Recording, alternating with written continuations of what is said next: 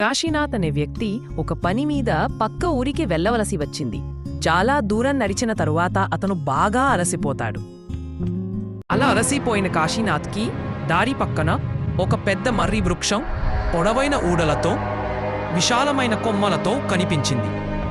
మర్రి చెట్టును చూడగానే కాశీనాథ్కి ఇక్కడ విశ్రాంతి తీసుకుంటే ఎంత బాగుంటుందో అనిపించింది.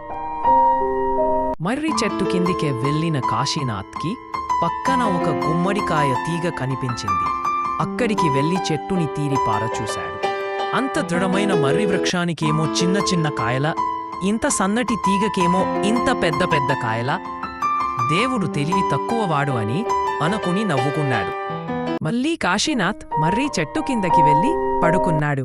గాఢ నిద్రలో ఉన్న కాశీనాథ్ పైన కొన్ని మర్రి పండ్లు పడ్డాయి. దాంతో కాశీనాథ్ ఉలిక్కిపడి నిద్రలేచాడు. ఉలిక్కిపడి లేచిన కాశీనాథ్, హమ్మో, నాపై పడ్డవి చిన్న చిన్న మర్రి పండ్లు కాబట్టి సరిపోయింది.